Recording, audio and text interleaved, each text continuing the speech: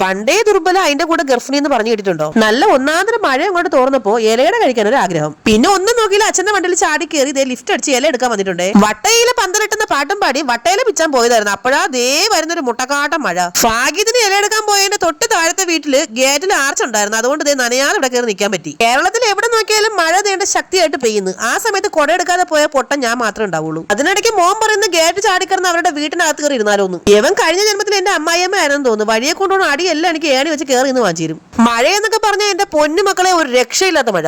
അങ്ങനെ ഒരുവിധം തണുത്ത് കുറച്ച് അവിടെ കുത്തിയിരുന്നപ്പോഴേക്കും ദേ മഴ 1 മണിക്കൂർ കഴിഞ്ഞപ്പോൾ തോന്നിട്ടുണ്ടേ. പിന്നെ ഒന്നും നോക്കിയില്ല, പെട്ടെന്ന് തന്നെ വട്ടയില എല്ലാം കൂടെ അറഞ്ഞം പറഞ്ഞ ദേ വാരി കൂട്ടി എടുത്തിട്ടുണ്ടേ. കിട്ടിയ ഇലയെല്ലാം കൂടെ കുടഞ്ഞു മുറക്കി എടുത്ത് ദേ പതുക്കെ അങ്ങോട്ട് വീട്ടിലോട്ട് പോവാന്ന് പറഞ്ഞപ്പോ ദേ പിന്നെ മഴ ചതിച്ച് മക്കളെ, പിന്നെ ഒടുക്കത്തെ മഴ. മുമ്പേ ഓടുന്ന സാധനം ഓടി വഴിക്ക് പിന്നെ ഒരു പുല്ല് പോലും കീർത്തിട്ടില്ല. ഇതിപ്പോ കയ്യിൽ തോട്ടിയുണ്ട്, ഇനിയിപ്പോ ആനയെ വാങ്ങിച്ചാൽ മതി എന്ന് പറഞ്ഞ അവസ്ഥയായിരുന്നു. എല്ലാം സെറ്റാക്കിയിട്ട് നോക്കിയപ്പോ വീട്ടിൽ ശർക്കര ഒരു ഉള്ളൂളേ ഉണ്ടായിരുന്നുള്ളൂ. ഇനി അടുത്ത കലാപരിപാടി മാവ് കുഴക്കലായിരുന്നു.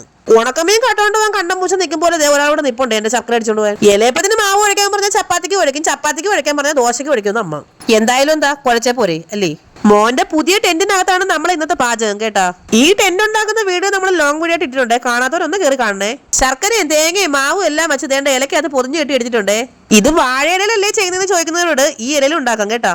എണ്ണി പറക്കി വെച്ച് എന്നെ സഹായിക്കാൻ ദേ മോനും വന്നിരിപ്പുണ്ടേ. ഇലയുടെ ഉണ്ടാക്കുന്നതിനിടയ്ക്ക് സാരി കൊടുത്ത് കല്യാണത്തിന് പോവേണമെന്ന് ചോദിച്ചാൽ അങ്ങനെയല്ല കേട്ടാ. അമ്മയ്ക്ക് ഒരു സാരി ഞാൻ ഓർഡർ ചെയ്തിരുന്നു, അത് വന്നതാണ്. 157 രൂപ ഇതിന്റെ വിലയുള്ളൂ കേട്ടോ. അടിപൊളി സാരി. ഈ മഴയത്ത് തീ എത്തിക്കാൻ ഞാനിവിടെ കിടന്ന് പാടുവിടുമ്പോ ദേ ഒരാൾ സൈക്കിൾ ചവിട്ടി അർമാദിക്കുന്നു. ടെന്റ് അടിച്ചത് മോന് വേണ്ടിയിട്ടാണെങ്കിലും ഉപകാരം മൊത്തം എനിക്കാണ്. പാചകം ഇവിടെ തന്നെ ചെയ്യാം, ഇവിടെ തന്നെ വേണമെങ്കിൽ കിടന്നുറങ്ങാം. അങ്ങനെ ദേ നമ്മുടെ ആവി പറക്കുന്ന കട്ടൻ ചായ നമ്മുടെ ചൂട് ഇലയുടെയും തയ്യാറായിട്ടുണ്ടേ. പുറത്ത് നല്ല മഴ അർമാദിച്ച് പെയ്യുമ്പോൾ ടെന്റിനകത്ത് നല്ല ചൂട് ഇലയുടെയും നല്ല കട്ടൻ ചായയും. അതിന്റെ ടേസ്റ്റ് ഒന്ന് വേറെ തന്നെയാണേ. പണ്ട് കുട്ടിക്കാലത്ത് ചാക്ക് കൊണ്ട് മറിച്ച് നമ്മൾ കൂടാരൊക്കെ വെച്ചിട്ട് അതിനകത്ത് കഞ്ഞിയും കറിയും വെച്ച് കളിച്ചൊരു കാലം ഉണ്ടായിരുന്നു. ശരിക്കും പറഞ്ഞാൽ ഇന്ന് ഈ ടെന്റിനകത്തിരുന്ന് ഇങ്ങനെ കഴിക്കുമ്പോൾ പണ്ടത്തെ ആ ഓർമ്മകളൊക്കെ ഇങ്ങനെ വന്നുകൊണ്ടേയിരിക്കുന്നു. മഴ ഇച്ചിരി ഒന്ന് തോർന്നപ്പോഴേക്കും അമ്മയും വന്നിട്ടുണ്ട് ഇലയുടെ തൊട്ടാൻ. അപ്പൊ നമ്മുടെ ചാനൽ എല്ലാവരും സബ്സ്ക്രൈബ് ചെയ്ത് സഹായിക്കണേ. ടാറ്റാ.